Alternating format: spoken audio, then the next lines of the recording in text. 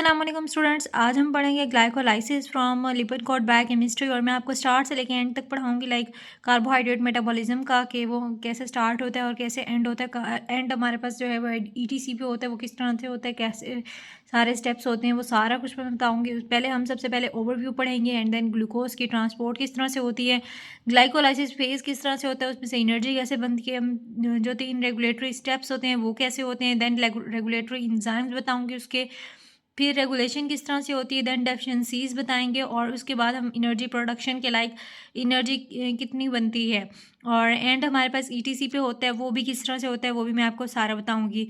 सो बगैर किसी देर के हम स्टार्ट करते हैं ग्लाइकोलाइसिस। ग्लाइकोलाइसिस में हमारे पास सबसे पहले ग्लूकोज होता है, और वो जैसे कि आप लोगों को सिंपली आप स्टार्टिंग से पढ़ते आ रहे हैं कि वो पायरोवेट में कन्वर्ट होता है। पायरोवेट में किस तरह से कन्वर्ट होता है, उसमें हमारे पास 2 पायरोवेट बनते हैं और 1 पायरोवेट बनता है। किस तरह से बनते हैं, अगर हमारे पास होगी एरोबिक ग्लाइकोलाइसिस तो हमारे पास बनेंगे 2 पायरोवेट, अगर हमारे पास होगी एनारोबिक ग्लाइकोलाइसिस तो हमारे पास बनेगा 1 पायरोवेट। किस तरह से बनेंगे वो मैं आपको बता देती हूँ। हमारे पास 2 पायरोवेट बनेंगे कैसे, जब हमारे पास एसिटाइल कोए टीसीए में एंटर करता है, यानी कि हमारे पास जो एसिटाइल कोए है, पायरोवेट से हमारे पास बनता है एसिटाइल कोए, एसिटाइल कोए से हमारे पास एंटर हो जाता है टीसीए में, और वो हमारे पास एरोबिक ग्लाइकोलाइसिस के नतीजे में हमारे पास पायरोवेट बनते हैं 2। अगर हमारे पास 1 पायरोवेट होगा तो वो लैक्टेट में कन्वर्ट होगा, लैक्टेट देन हमारे पास लैक्टिक एसिड में कन्वर्ट होगा, और ये हमारे पास जो है वो एनारोबिक ग्लाइकोलाइसिस से फर्दर होता है। ये हमारे पास फेट आ गई कि पायरोवेट जो है वो किस तरह आगे कन्वर्ट होता है, एरोबिक ग्लाइकोलाइसिस से अगर बनता है और अगर एनारोबिक ग्लाइकोलाइसिस से बनता है। देन हमारे पास मैं आपको बता देती हूँ कि हमारे पास अगर ऑक्सीजन होगी तो हमारे पास एरोबिक ग्लाइकोलाइसिस हो जाएगी। अगर हमारे पास जो है वो एनारोबिक ग्लाइकोलाइसिस होगी, वो किस तरह से होगी, जब हमारे पास ऑक्सीजन की डिफिशियंसी होगी, जाहिर सी बात है। और वो कहाँ होती है, आरबीसीज में हमारे पास जो है वो एनारोबिक ग्लाइकोलाइसिस होती है, उसमें इतनी ऑक्सीजन होती है बट वो अपनी ऑक्सीजन जो है वो यूज़ नहीं करता, वो जस्ट ऑक्सीजन को ट्रांसपोर्ट करता है, और ख़ुद जो है वो एनारोबिक ग्लाइकोलाइसिस से एनर्जी जो है वो हासिल करता है। और आई के सेल्स हैं हमारे पास, उसमें भी हमारे पास एनारोबिक ग्लाइकोलाइसिस होती है, और हाइपोक्सिक सेल जो है उसमें भी ऑक्सीजन नहीं होती, तो उसमें भी एनारोबिक ग्लाइकोलाइसिस होती है। हमारे पास ग्लाइकोलाइसिस होती कहाँ पे है, मेनली वो होती है साइटोसोल में। मैं आपको बताती हूँ कि किस तरह से जो है वो हमारे पास ग्लूकोज एंटर करती है सेल में।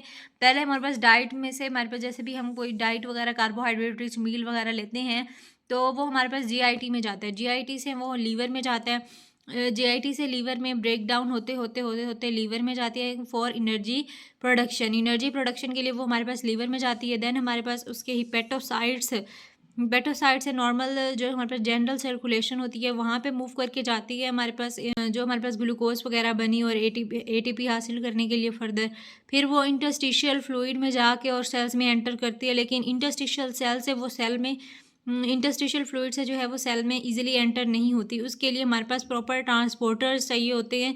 उसकी ट्रांसपोर्ट कैसे होती है, ट्रांसपोर्ट हमारे पास इंटरस्टिशियल फ्लूइड से सेल में होती है, किस तरह से होती है, उसके हमारे पास 2 मेथड्स होते हैं, एक फैसिलिटेटेड डिफिजन और दूसरा ATP dependent sodium glucose transport. ATP dependent होती है इसलिए उसका प्रॉपर एक नेम है, सोडियम ग्लूकोज को ट्रांसपोर्ट के थ्रू जो है वो सेल के अंदर एंटर करती है। दूसरी हमारे पास होती है फैसिलिटेटेड डिफ्यूजन, उसके अंदर हमारे पास ट्रांसपोर्टर्स चाहिए होते हैं। फैसिलिटेटेड डिफ्यूजन में यहाँ पे हमारे पास क्योंकि ग्लूकोज की ट्रांसपोर्ट हो रही है तो हमारे पास यहाँ पे ग्लूट ट्रांसपोर्टर्स आएंगे। ग्लूट मीन GLU ग्लू यानी कि ग्लूकोज, और T से ट्रांसपोर्टर। इसके अंदर हमारे पास टोटल 14 ग्लूट होते हैं। 14 ग्लूट जो है वो अब तक डिस्कवर हो चुके हैं, लेकिन ग्लूकोज की ट्रांसपोर्ट जो है वो सारे नहीं करते, कुछ कुछ करते हैं, तो वो भी मैं आपको फर्दर बताती हूँ। देन हमारे पास क्या होता है कि ट्रांसपोर्ट ऑफ ग्लूकोज होती है in 2 ways, sodium and ATP independent transport system के थ्रू और सोडियम एंड ATP डिपेंडेंट को ट्रांसपोर्ट के थ्रू। ठीक है, ये 2 मेथड्स हैं, ये 2 ही हैं वही सेम। अब मैं आपको बताती हूँ कि ग्लूट ट्रांसपोर्टर्स कितने होते हैं और कौन किसके लिए क्या हेल्प करता है। होता है ग्लूट 1, वो न्यूरॉन्स में हमारे पास ग्लूकोज की अपटेक करवाता है।